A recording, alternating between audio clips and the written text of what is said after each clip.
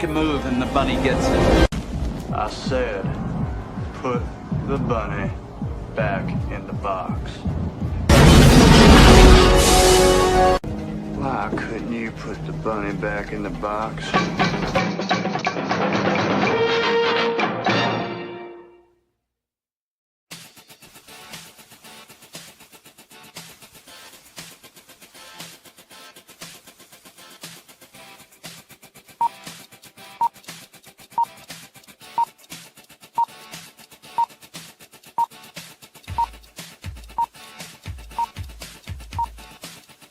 It's showtime.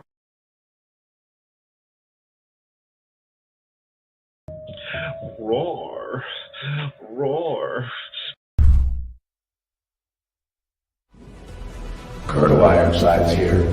200 years I stood in the gap, fighting those who would harm my country. It was my honor, my sacred duty, so help me God. 9 times they took my life. 9 times I stood back up and made them pay. The freedom fighter and I could handle anything, but someone betrayed me. I was ambushed, made mortal, rendered powerless, and retired. They passed an amendment that made me a civilian before I left the hospital. For 50 years, I watched my country change. Watched this work while erasing me from history. The day I quit my job, I powered up and discovered they lied about that too. I'll remind them of freedom. I'll remind them of duty. I'll remind them of their oaths and who they serve. I'll remind them while I'm shoving it down their throats.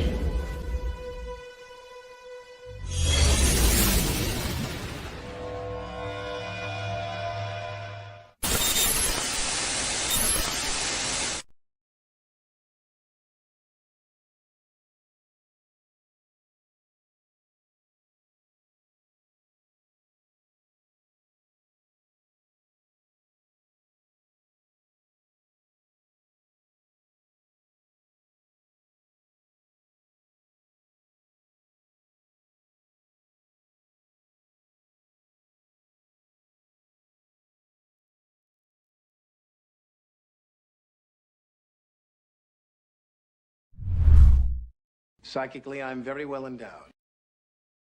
I want to know what you're thinking. There are some things you can't hide. I want to know what you're feeling. Tell me what's on your mind.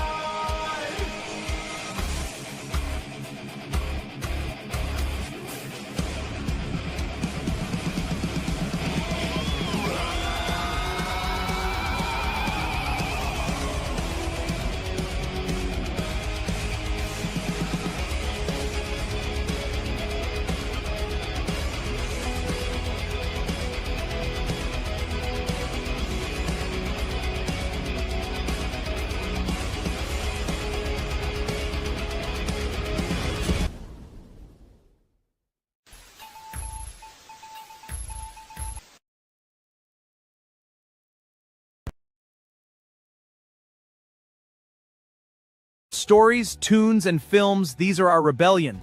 They shatter the chains that bind us. Feel the energy? It's breaking free! Let the rebel frame inspire you. Yes, indeed.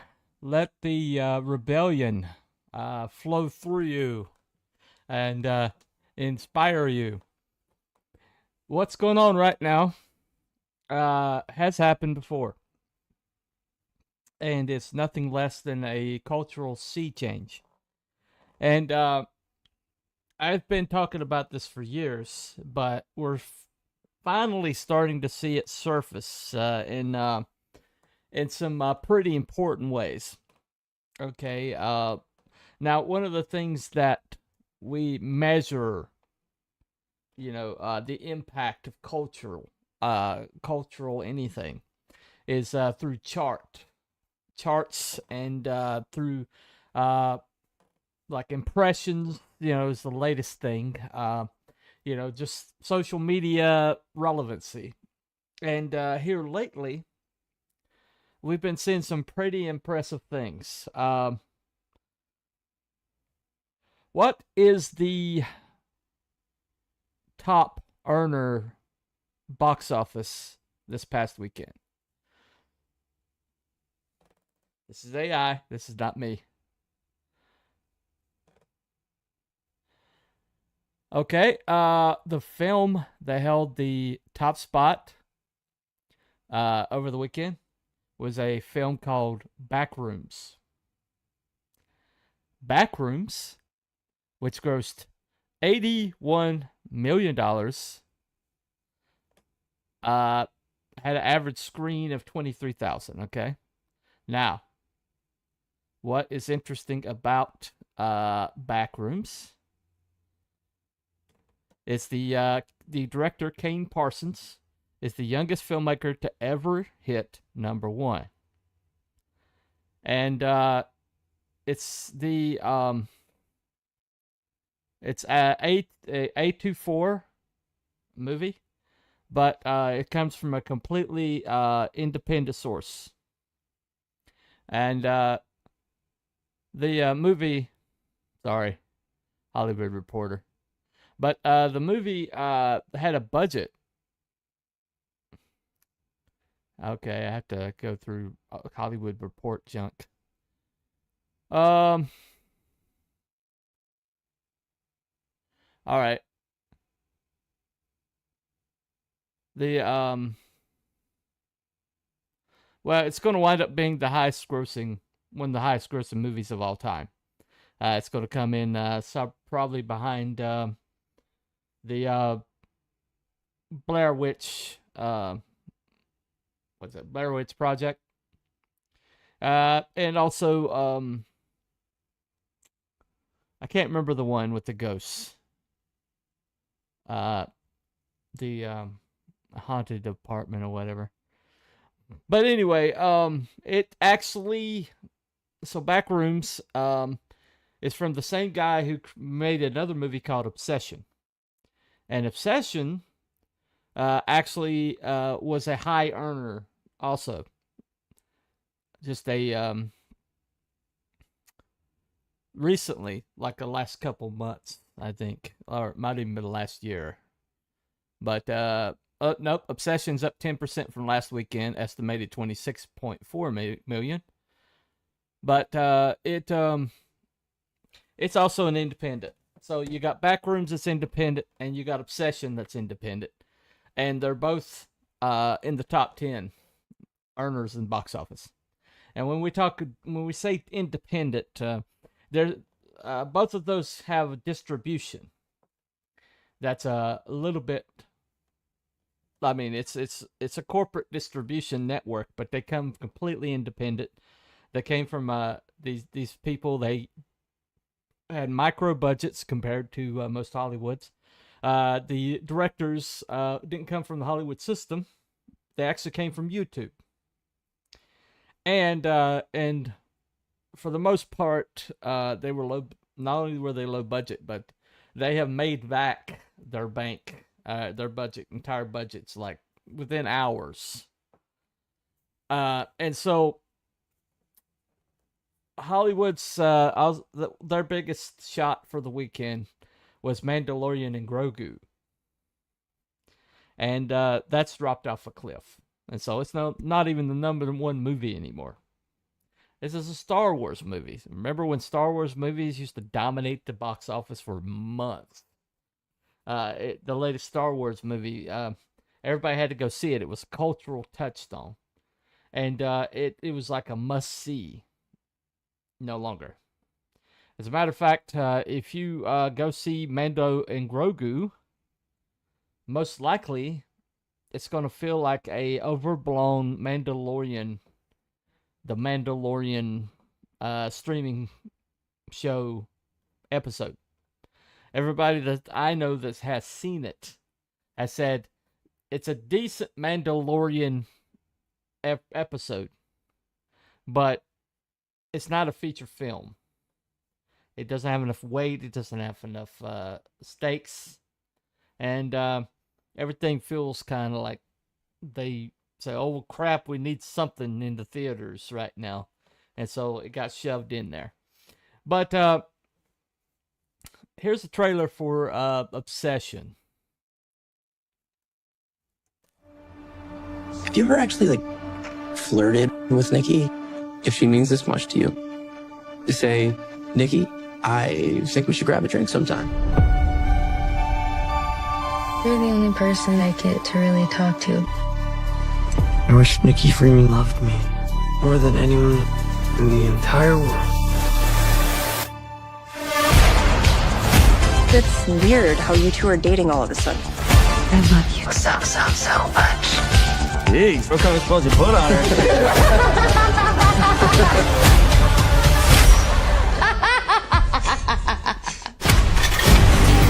I know you like me, Bear.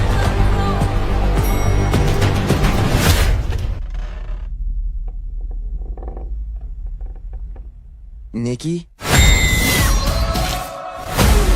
Nikki is going through something. Like what? Is she okay? No. She's obsessed with me. Oh, it's not so bad.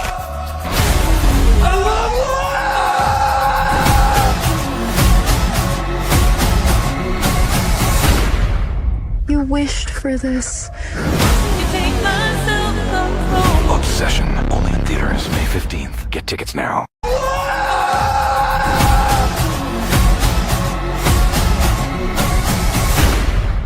You wished for this. Only in theaters May 15th. Get tickets now. Okay, that's number 2 in box office. I just looked it up. But that's the number 2 movie in box office, completely independent. Backrooms is the number 1 movie, completely independent. They might have like a corporate distribution to get into the theaters. But this movie, by a guy by the name of Markiplier, did not go. He got it into theaters on his own. Completely circumvented the distribution network entirely. As a matter of fact, he was in a movie that went straight to Amazon streaming. That was basically buried by the distribution. And so when he went to this movie that he's been like obsessed with making and sunk all of his money into, even went so far as to do all the rendering for the special effects for himself, and he starred in it, directed it, and it was all came out of pocket. And so when he went to go put it in theaters, he had this bad experience with the movie that he was in. It went straight to Amazon streaming, and rather than going to theaters, and even though he was promised that it would go to theaters, and then it was off streaming, in like just a matter of weeks, and it's almost like it was deliberate. And so when he went to take Iron Lung to the theaters, he opted to completely, totally, change the game. And so he had his YouTube community. He had like several million, I think 3 million, on his channel members. And he's like, if you want to see this movie, go to your local theater and ask for it, and tell them we will give them a 50-50 split, which is unheard of. Okay, most theaters are going to get like a 30% or something like that, plus their popcorn sales and everything. So a 50-50 split is like very attractive. And so he's like, just tell them that I only ask for a 3-week run with a chance to renew if it succeeds. Only if it succeeds. And if it succeeds, got an option to renew for 3 more weeks. And I just want it on your screens, okay? A 50-50 split. And so it worked. He went from just a few local theaters showing the movie to 300. I think it was 3,000. Sorry, 3,000 nationwide. And then after that, when it proved that it had legs, that went worldwide. and all of it completely circumventing the whole entire system. And here's the trailer for that movie. I see that question in your eyes. For what purpose do we remain alone in the dark? Beginning the descent. Cruising depth in roughly 2 minutes. Stand by. I ask myself that very same question. I'm seeing some voltage irregularities on the instrument, so keep an eye out for sparks or flames or anything like that. Why would there be flames? You did test this thing, right? This is the test. Closing porthole shielding. Where's the reason for this quiet rapture? Too few to rebuild, too many to feed. You're the first one down. All we have are surface scans, that's why you're there. Well, one of the reasons.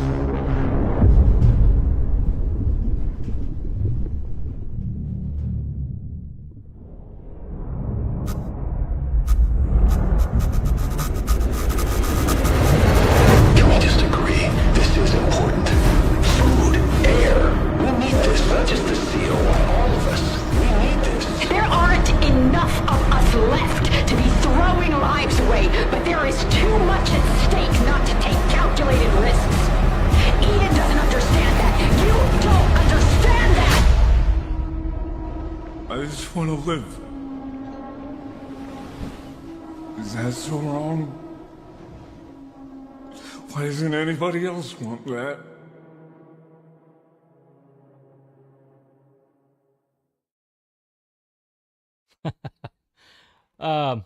By the way, if you notice the lack of resolution, when I downloaded it, evidently I had my settings wrong, and so a lot of these, lot of what I'm showing you today is going to be a lower resolution. That's on me. That's what happens sometimes. But that movie was had a gross of a total of 51.2 million worldwide and 40.9 million domestically. So that's close to 100 million. And the budget was roughly 3 to 4 million, and that was completely totally out of Mark's pocket. And so it all went to him. And he's planning on making more. He's not done. Now, like Backrooms that just dominated that made 81 million. But so basically this was based off of a indie game. Now, most people, I don't know the numbers, but most people will tell you right now, AAA gaming is getting their butts handed to them by independent or small studio games. The reason why is because of the consulting companies that corrupted all of the AAA studios. And this happened across the board, okay? All these consulting companies that popped up around COVID-19, COVID era policies, the money that BlackRock offered to help keep companies open, that had all these strings attached to it. And among those strings was DEI policies. And so what happened was people wanting to follow DEI policies had to hire these consulting companies who knew the ins and outs. And so these consulting companies would come in, and of course, the first thing they'll get rid of is white males. That's the first thing they're going to get rid of, whether they're good or not. And the problem is the majority of gaming programmers were white males. That's the demographic. That just happens to be. White males tend to, flock to tech applications, especially around gaming. And so what happened was they got rid of the biggest demographic of programmers, the biggest pool of experienced programmers, and hired back, due to these policies, with people coming through the door who basically had maybe done some coding. Some of them weren't even college graduates, but they had done some coding. And most of their experience was with app gaming. And they brought them into these AAA studios, and just basically shoved them into these AAA studios. And basically, next thing you know, all the games are buggy, all the plots are horrible, and there's all this ideology peeking out of like everything, including all the babes got covered up. And so, sexist or not, there's gamers like their game babes. They just do. There's a reason why Tomb Raider took off like it did. And if Lara Croft looked like Phoebe Waller-Bridge, then it would not have taken off. And yet, Phoebe Waller-Bridge is what Hollywood wants to push as the feminine ideal of sexy. You know, her and Zendaya. I won't say much more about that. But anyway, so what happened is all these massive companies and these movie companies, movie studios, and people like that, and gaming studios, they all had to keep the doors open using this BlackRock money, which had attachment to it called ESG money. And among that ESG is the DEI Trojan horse. My company was eat up with it.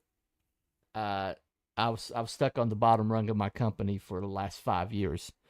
And in the moment that DEI policies ended in my company, they promoted me to the job that I trained for, and I became one of their top earners immediately. So it wasn't my ability that was the problem. It was how I was born. And that's as insane as that sounds. That's everything. That's everything. That's what DEI is. Anyway, so now in the music area, I want to talk about this a little bit. But in the music area, there's been a sea change, and it's completely come from outside the industry. Okay, I'm gonna highlight three very important people that have set the industry on its butt right now. The first one you've probably heard about, and he's controversial, yes. But I had heard about him, and I watched this. This is the first video I ever watched of his, and it kind of set me down a rabbit hole, as it were. But here it is. If you lie to the government, they'll put you in prison. But when they lie to all of us, it's called being a politician. You think taking guns away will save our kids from the killings? But you're pro-choice, abortion kills way more children. If America's so terrible and racist, it probably isn't safe to encourage immigration. Just saying, all the contradictions are embarrassing. You know who hates America the most? Americans. Trigger warnings used to be on TV for seizures, and now they're everywhere to protect millennials' feelings. He, she, his, him, hers, them, they. Screw a pronoun, cause everyone's a retard these days. Hear them preaching at the protest that hatred's the problem, but hating straight men, white folks, and Christians is common. Coca-Cola telling people they should be less white. They preach intolerance, but if you disagree, they fight. There's a race war here, elections based on fear. Black lives only matter once every 4 years. Soldiers died for this country, and every one of us benefits. Give welfare to the bums and forget about the veterans. Black folks and white folks divided by the news, but we are all the same. We are red, white, and blue. Ashamed to be American? Okay, that's cool. Cause honestly, we are all ashamed of you too. Y'all are so fake. Oh no, the forecast said that there'd be snowflakes. Whoa. see it your way, no way. Gasoline and propane, more flames, oh no, no more snowflakes. They set us up to fail, that's what they built us.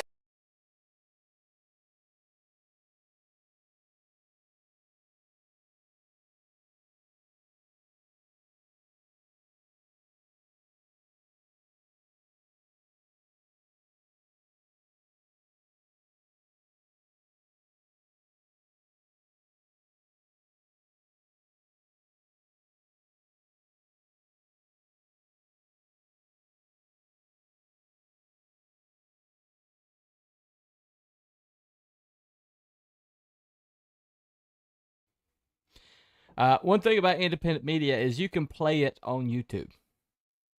You can absolutely play it on YouTube without copyright strikes. As a matter of fact, if you play anything of Tom McDonald and you get a copyright strike, immediately contact Tom McDonald and he'll get it taken down. Same with the other two that I'm going to show you right quick. But anyway, let me make sure I'm still up. I don't have anybody in the chat to tell me.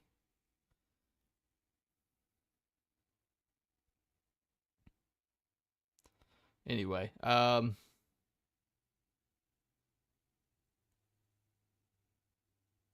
okay, I'm still up. All right. Well, I don't expect to be taken down today because these guys that I'm highlighting, they do not copyright strike. Okay? As a matter of fact, these independent guys that I'm going to point out today actually embrace the reactors, the reactor culture. They will actually show up in people's the reactors chats. They'll actually boost reactor channels if they play their stuff, and because of that, like Tom McDonald has become huge. He used to just absolutely dominate the Spotify streamer charts, I think it was, but one of the charts. But then they changed the category, so he could no longer be number one. But he also did something that nobody had done in a long time from outside, and he topped the pop charts over Christmas. He did a love song for his girlfriend. I don't know why she's not his wife. I mean, she might as well be. But anyway, they did the song here.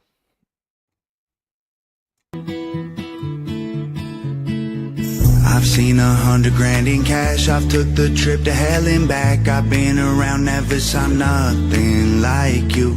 And I've seen lights up in the sky, and I've seen ghosts alone at night. I've seen some things, but they were nothing like. Till I walked through walls, till I walked through walls.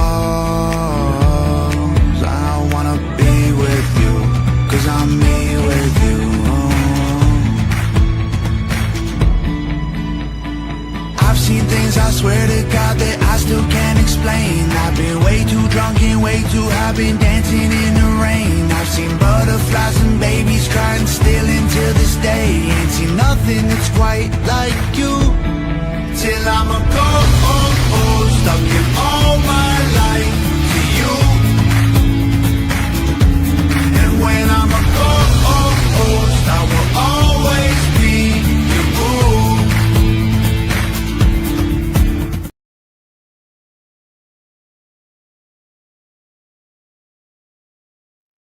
Marry that girl, Tom. That's Nova Rockefeller. He ain't never going to find anybody better than her. Why he hadn't married her, I have no idea. But you're an idiot, Tom. Tom McDonald. This is my message to you. You're an idiot. Marry that girl. Wife her up. Anyway.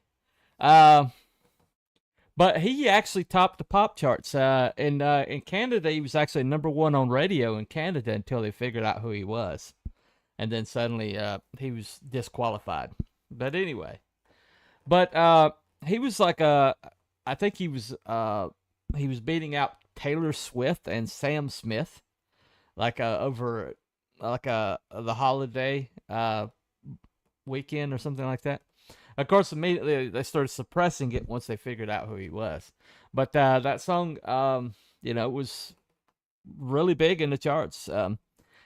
He's had several times where he's kind of snuck onto the charts, but then immediately they're like, "Oh no, we gotta get him back off."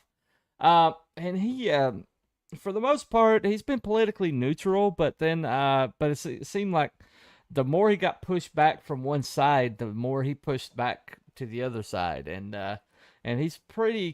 I guess at this point he's pretty conservative. But if you check out his rap on Charlie Kirk when Charlie Kirk got shot, and I mean it's one of the most beautiful, summations of his life that I've seen. But the thing about it is Tom has been around for quite a few years. He started independent. He stayed independent. He's had some pretty major record companies on his phone. He actually has showed on live streams, like people like Sony Music, wanting to talk to him. And, he's basically what he does is he puts his albums out. He uses his Nova Rockefeller's incredible videographer, and she'll make the videos, and they'll put them on YouTube. And it pushes the album sales, and then they sell them through his website, and then they package them themselves, and they ship them themselves. He's actually had to bring on his parents and his sisters, and his sister's family, I think, to help him package these and send them. But I think he's going to a different model. I think it's become, he's gotten so big that's no longer viable. He's doing fulfillments taking like months. So I think they're going to do to a different model, distribution model. But anyway, this is a guy who the mainstream has never had control of. He used to have a record deal, but then they dropped him. And it's like Nova also had a record deal, and she got dropped. And so here they are. But this happens over and over again. But recently, he's been kind of eclipsed by this little guy in Wales named Ren. Now, Ren just put out a hip-hop album called Sick Boy. Now, Ren's story is really unique. He actually was an up-and-comer. He actually had a record deal. And then he got Lyme's disease. Okay, Lyme disease is a tick-borne disease. A lot of people think it's artificial disease, that it was it's scientists screwing around that created this disease. But it's an autoimmune disorder that hides as a lot of different things. And so if you have Lyme disease, it presents as like so many different things. And they'll treat the symptoms, but they can't ever figure out. It's like playing whack-a-mole with the symptoms. And in his case, he had a really severe case, and it took him down for 7 years. This kid was completely floored for 7 years. And during the course of that time, he honed his gift, because that's all he could do.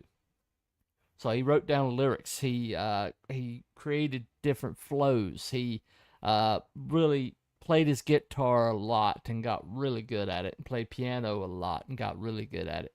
And so he finally found a stem cell transplant that helped him, and he finally started getting his energy back enough that he could put out music. And he started putting out music.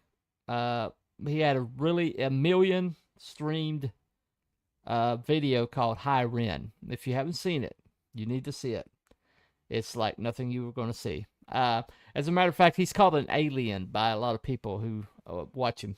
He did a Fire in the Booth, if you're in England, and he freestyled for 7 minutes straight without break, and it just absolutely mind-numbing. Let me play you one of his videos here.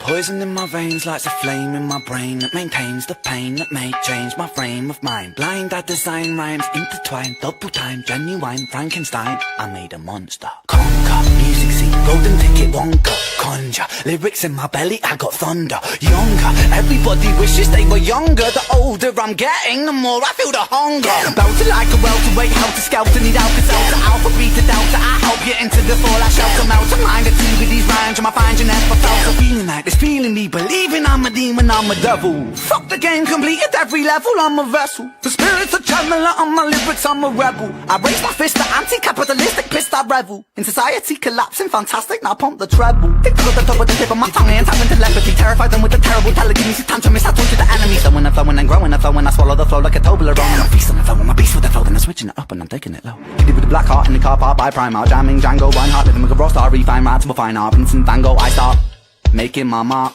Like Frankie Sinatra, can call me Arthur. And my style is homegrown like growing Cali weed. Don't need no personal trainer, I got trainers on my feet. You know I got the soul in my bowl when I eat. You know I'm staying grounded when I grind up my beef. But if you got a problem, my brother, I might just put on some rubber gloves and just choke it till larynx ruptures and blood that just bubbles up and the...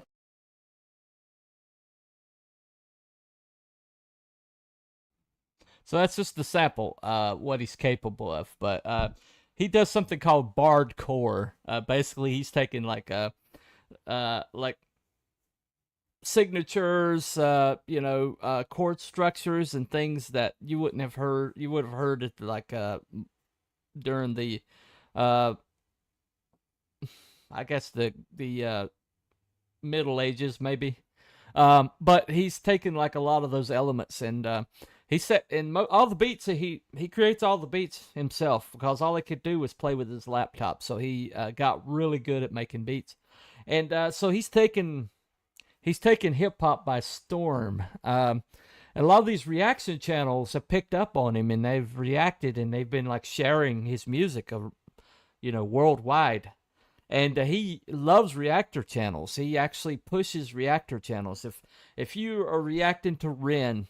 And you might have you have like less than 100 subscribers. You might get Ren in your chat, and he might reshare your reaction if he likes it.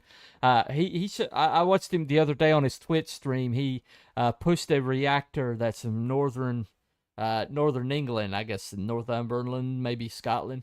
But he pushed this guy because he says, this guy reminds me of somebody I grew up with. And this guy had less than 1,000 subscribers, and he went over 1,000 because Ren pushed him. And because Ren's like, we're all here together. We all need to push each other. We all need to rise up together. And there's another guy named NF that's real good, and several other rappers that are completely independent now. Completely independent. A lot of them are white males because the industry shut out white males, and said, well, it's Eminem or nobody, basically. And so a lot of white males, including Tom McDonald, including Ren, including NF, including several other ones I could name, have basically gone outside the system. And you listen to their music, and their music is like more varied. It's deeper. It's more intricate because these guys have spent. Because these guys didn't have all these like executives telling them what they could or could not do. They didn't have these tastemakers basically saying, "Well, this is the style right now. You need to do this style or whatever." Because they don't have anybody looking over their shoulder that can be as creative as they want to be. And Ren is incredible example of that. He put out Sick Boy last year, late last year, I think, and it went to #1. It was the #1 hip hop album for a little while, but then suddenly he had to take it down because what everybody believes is an industry plant hit him with a copyright of a clip he used for one of his beats, background of one of his beats, and he had to like take it down. He's now in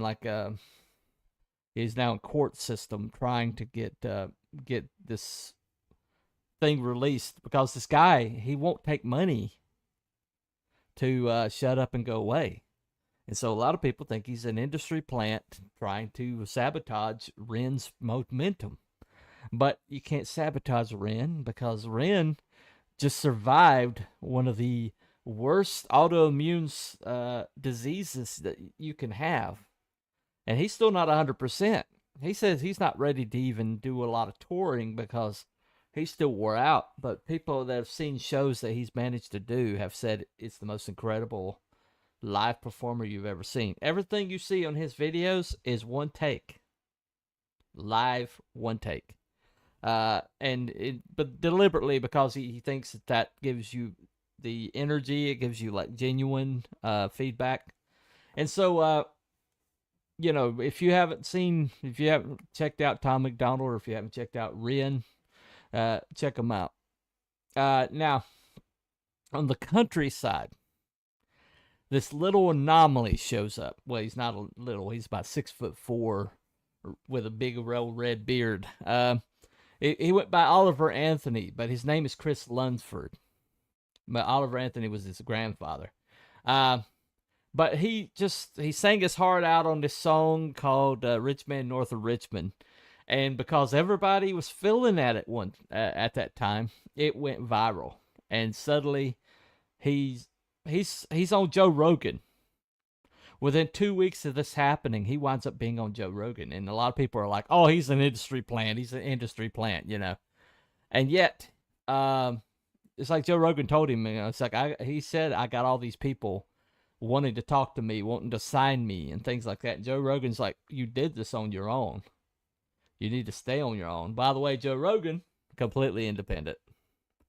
And it's completely changed the whole podcasting space. Completely independent. He's not behooving to anyone, which is why they can't cancel him, which drives him crazy. But he told him, he's like, stay independent. And so he has. He stayed completely independent. Now, he had a setback with his wife leaving him. And during the court proceedings, she tried to, not only did she try to take the kids without giving him a visitation, but she also tried to garnish all his future earnings. And he wrote he went ahead and signed over like everything that she wanted, but nothing future, She just got half of what he had earned. And he, agreed to pay child support. But then he comes out of this temporary retirement, and did a song called Scornful Woman that absolutely took off on streaming and, went over 1 million. And so, boom, he's right back, earning money again. But just to show you how far this guy's come, he's gotten a band around him. One of the guys that he got into his band is this former reality star fiddle player. He won a reality show when he was like 12 for fiddle playing, and then he kind of became a studio musician. But somehow he and Chris crossed paths, and Chris has got a way about him that makes you believe that this guy is like the North Star, And so he got this incredible fiddle player in his band. He has this great guitarist friend of his in the band that he knew from before, and he's done Grand Ole Opry. Okay, if you know anything about country music, Grand Ole Opry is like the pinnacle, right? And he did the Grand Ole Opry by invitation, and so he's doing just fine, completely independent, right? And he's doing music like this. 1, 2, 1, 2, 3.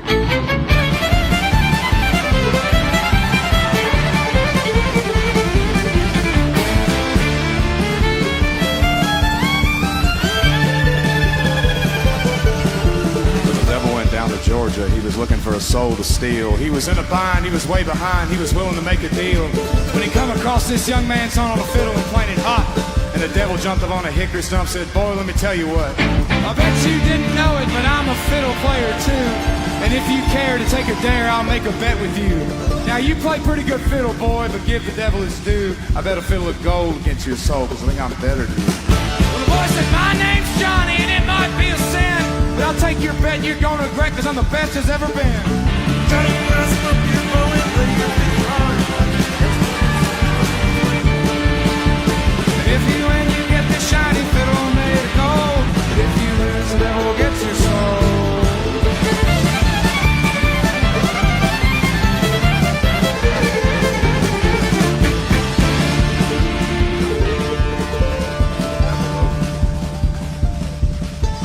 The devil opened up his case and he said, I'll start this show, and fire blew from his fingertips as he rosined up his bow.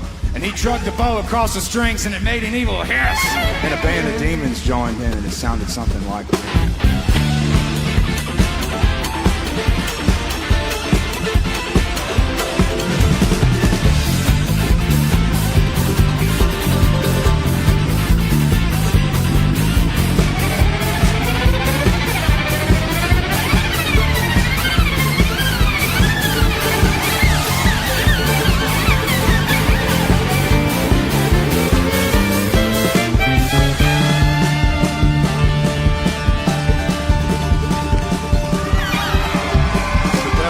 Johnny said, well, you're pretty good, old son. But sit down in that chair right there. Let me show you how it's done. Round down the boys' run. Steps in the house of the rising sun. Singing the birthday, making out dough. Ready to up like no child dough.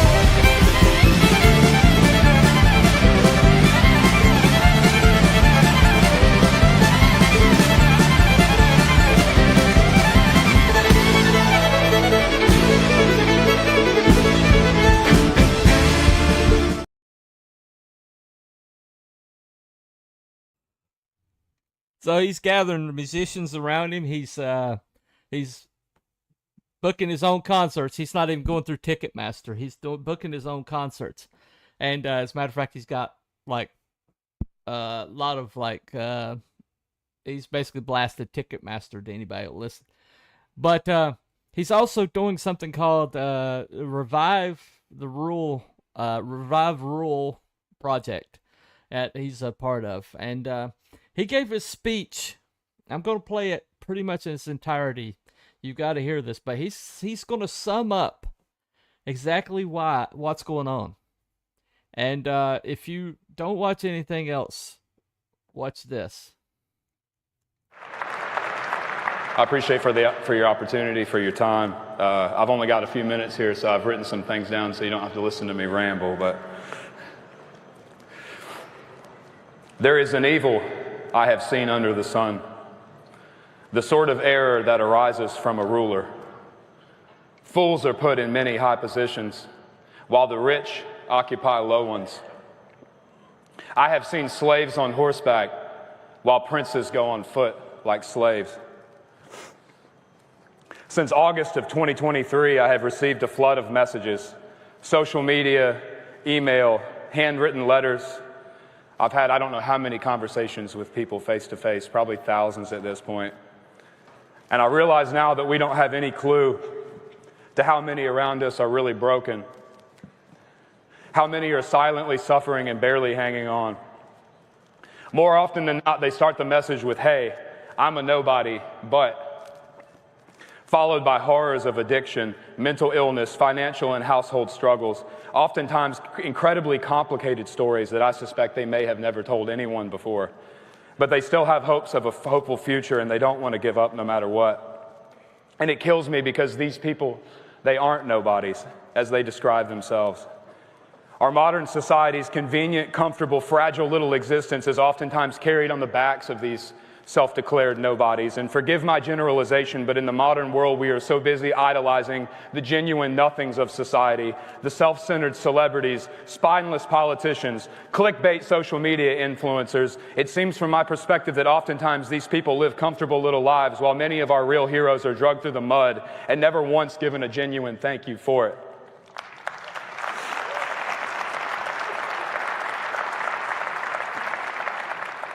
But it's not just them that are hurting. We all are. I mean, that's why you're here at this conference, right? That's why people have traveled from all over the world to gather here. You all realize that it's time to do something. So to set the record straight, I'm not here as an intellectual or a psychologist or a politician or even a respected member of society, all things considered. I'm a high school dropout who lives in a log cabin in the woods in Virginia. I myself am just a 32-year-old nobody. So I'm just here today as the messenger. I believe that many of the problems identified at this conference are quite possibly symptoms of a bigger problem. We currently exist in an age of rapid digital immersion. The current average American teenager will have spent something like 30,000 hours by the time they are 30 on social media. The average American spends 6 to 9 hours a day staring at devices. And whether it's a city sidewalk, a family dinner table, the receptionist at an office, even people driving their damn cars down the roadway, I constantly see the struggle between maintaining conscious attention in the real world and the overwhelming pull we feel towards the digital one. And in my unprofessional opinion, neuroplasticity has made us increasingly digitally proficient, but at a cost of being digitally dependent. And if being hired on as a London cab driver can change your brain on an MRI scan, and if life experiences like PSD can alter the DNA in sperm, what irreversible alterations will 30,000 hours of staring into algorithmically fed state of hypnosis do to the human mind or to their offspring?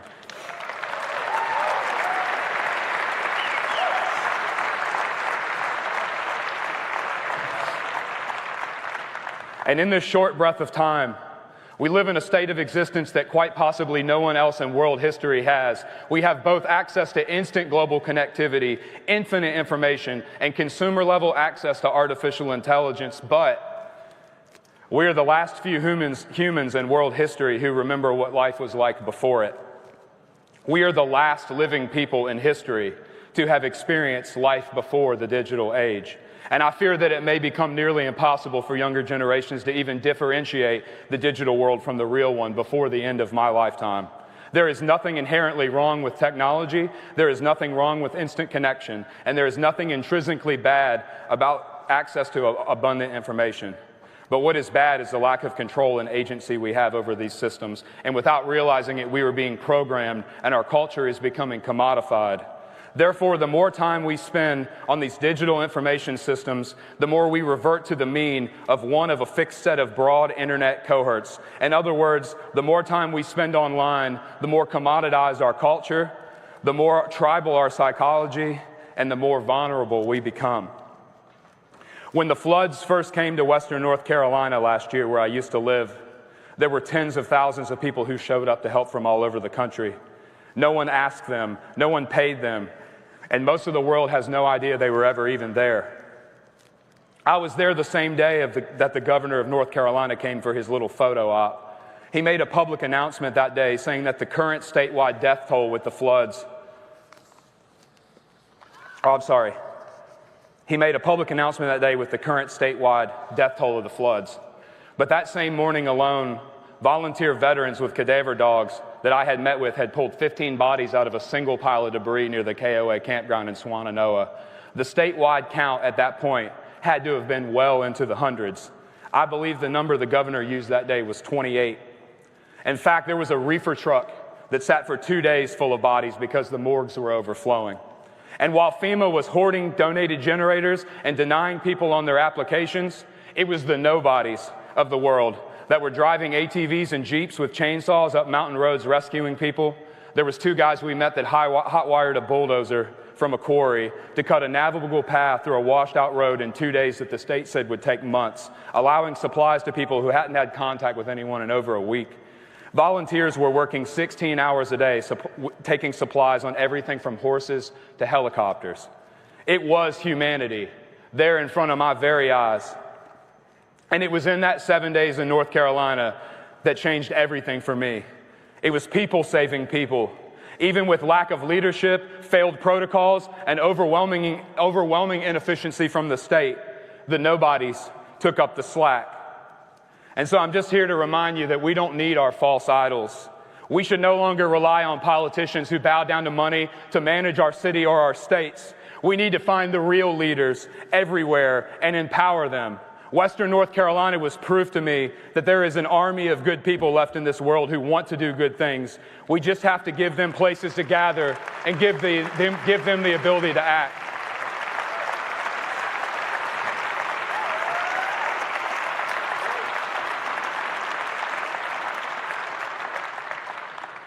And so I close with this. Do not fret because of those who are evil, or be envious of those who do wrong, for like the grass they will soon wither, like green plants they will soon die away. Trust in the Lord and do good. Dwell in the land and enjoy safe pasture. Take delight in the Lord, and He will give you the desires of your heart.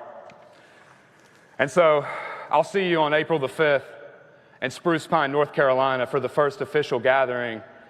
It is now my life's mission to revive rural America one town at a time. It's called the Rural Revival Project. So thank you for listening.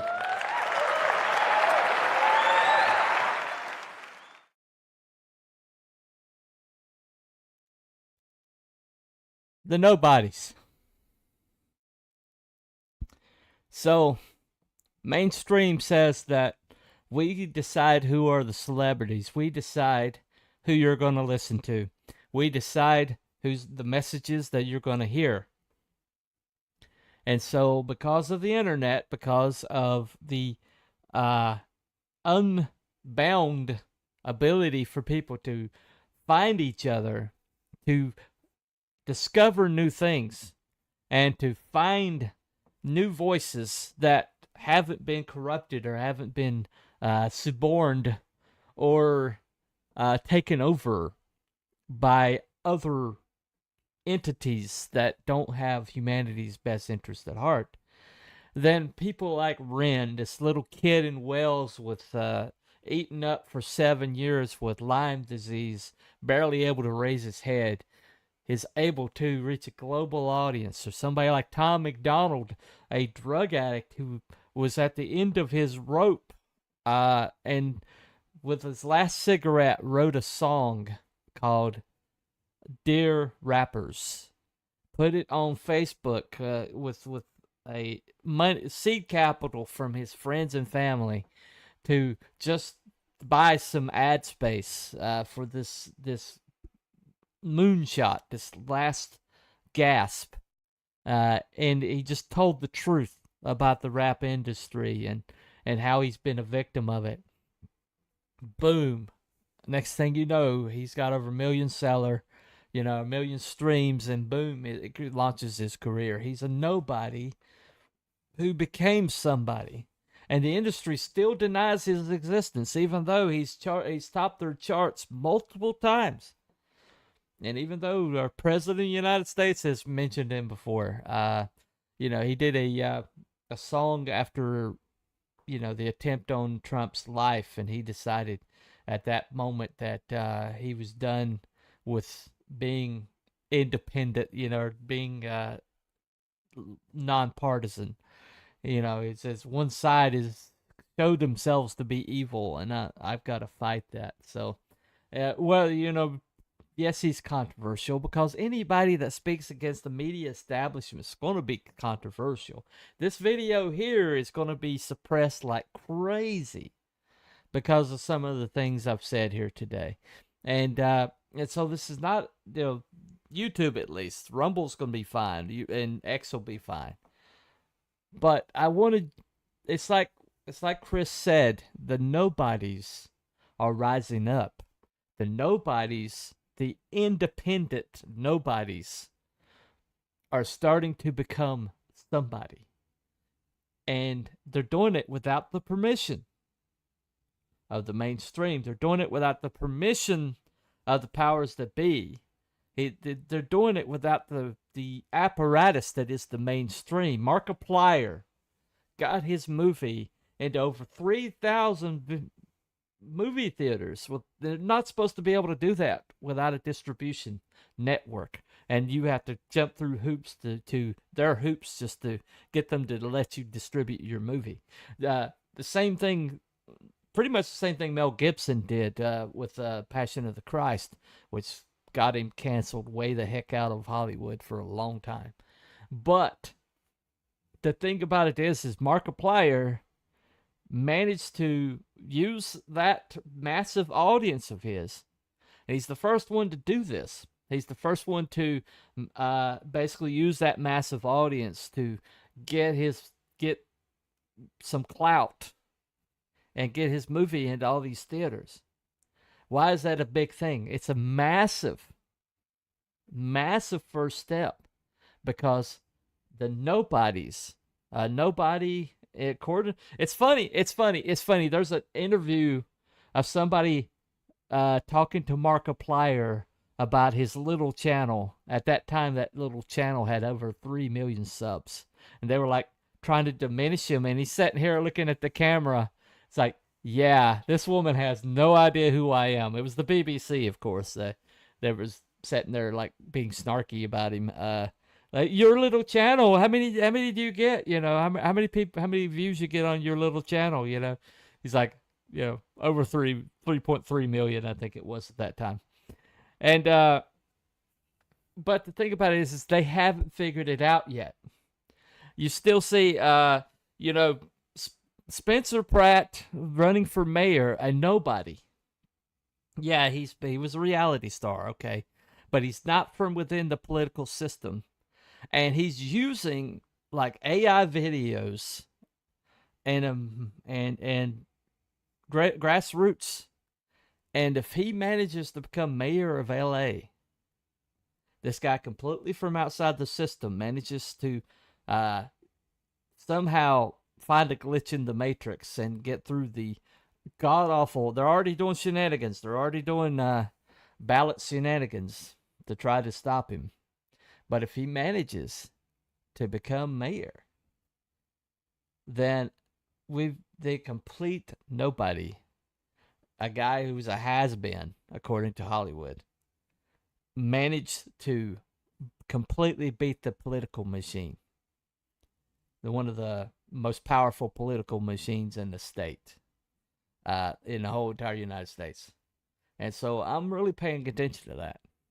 Now, there's a lot of black pilling going on, that they've got control of the levers of power, and there's no way that an independent voice can break through.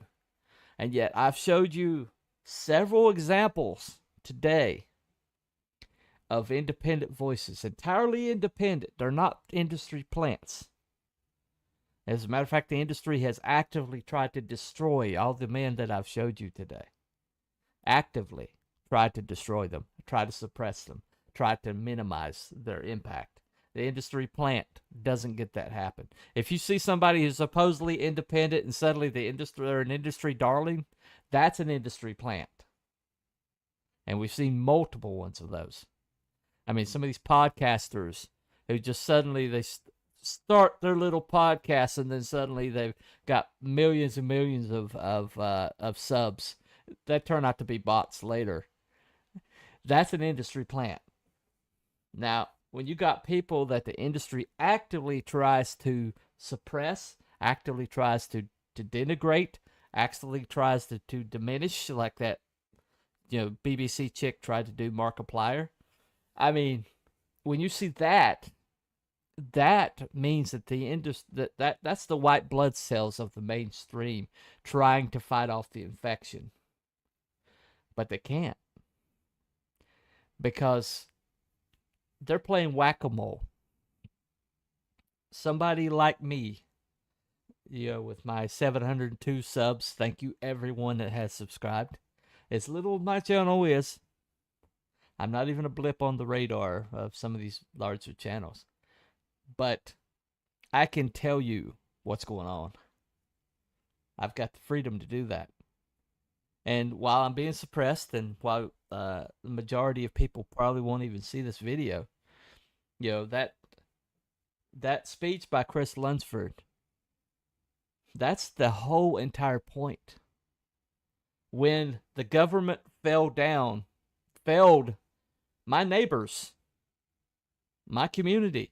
I live in Western North Carolina. When they failed my community, when they ignored my community, when the frickin' governor flew into, you know, Asheville and you know, gave his 5-minute talk and then immediately flew back out. to God knows where. And then the new deputy mayor, or the new governor candidate came in for like 5 minutes and flew back out. Everybody visiting the only blue place in the western North Carolina, Asheville. And then immediately, throw money at Asheville and then immediately flying back out. But people from as far away as Oregon flew into here. Deepest, darkest blue Oregon. There's people that flew in from there. Loggers, people who had knowledge of logging in Oregon, flew into western North Carolina and helped clear trees. That happened.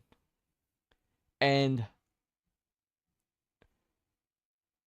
the nobodies are what's going to save our culture. The nobodies are rising up, independent. I've got right back there,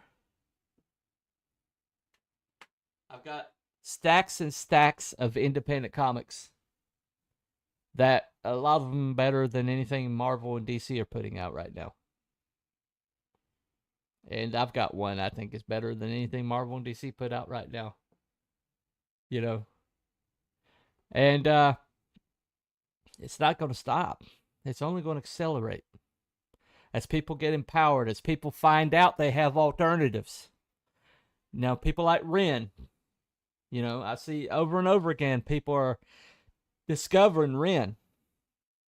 And they're like, and Tom McDonald and Chris Lunsford. And they're like, this is better than anything I'm hearing on the radio. This is better than anything I'm getting pushed into my feed. Every single day I'll see somebody new pop up playing instruments better than anybody in the mainstream right now, who are just pushing these geriatric boomers that are going to break a hip any moment now, and they're pushing people that are in their 70s and 80s, almost exclusively right now. And they're not wanting to let go of the boomers are not wanting to let go of the society. You'll tell me Bruce Springsteen is hip, is still on the leading edge, and somebody like Chris Lunsford's not? You're full of crap. So, if you feel blackpilled by the dearth of good products coming out of the mainstream, by the wokeification of all of the beautiful IPs that you loved so much your whole entire life, if you are feeling blackpilled, thinking, well, even Christopher Nolan is going woke, who was like one of the last directors left that you felt like was a safe bet. If you feel blackpilled, trust me, don't be. Because we're just on the leading edge. It's coming. What you see, these men or these people that I showed you tonight, they're just the beginning. The nobodies are rising up, and there's way more nobodies than there are them. I won't call them somebodies because they're not. They're just who's been pushed. And their day is done. They just don't know it yet. Because the press hasn't told them. So they still think they have significance. They still think I can make these political pronouncements. Cyndi Lauper running her mouth about the SAVE Act. Cyndi Lauper. When's the last time she was significant? I was like, Cyndi Lauper. Where did I hear that name before? Girls. Oh, girls want to have fun. Oh, okay. Girls just want to have fun. Okay, I got it. I know who that is now. It took me a minute. That's who they're pushing? That's their mouthpiece? That lady in her 70s? 72, I think she is. Are you kidding me? Well, I'm just saying. Pop culture is past its due date. It's past its sell date. It's beginning to stink. So, the replacement is coming. And in a lot of ways, the replacement is already here. So, if you feel black-pilled, look around to these, look for independent sources, look for independent people, and it'll change your life. It will absolutely change your life. You don't have to watch the latest dusty old boomer spout political jargon at you.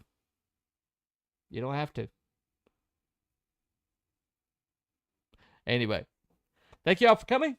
Follow the right rabbit, and we will see you next time. Bye, everybody.